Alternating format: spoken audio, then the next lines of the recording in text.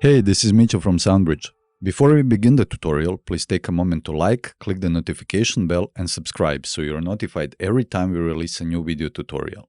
Doing so really helps us out with the YouTube algorithm and we appreciate the support. With that said, let's continue with the video recap of our latest blog article where I will show you how to make your master sound better than your mix. Mastering is a final step in audio production and one of the most important steps in producing professional sound. Although there are several methods for mastering a song from start to an end, in this article I will focus on essential effects of the majority of the mastering signal chains.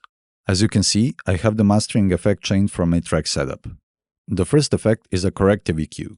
Following that, there is a compressor and corrective EQ.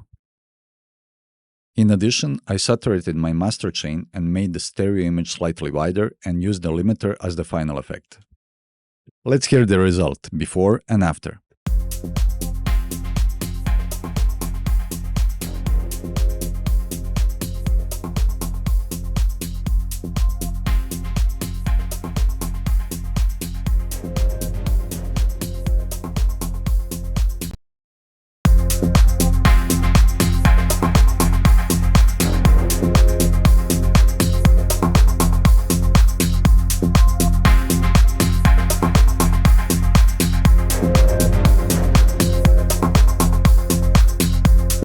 I hope you will find this technique interesting, and for a full blog article, please visit our website at soundbridge.io.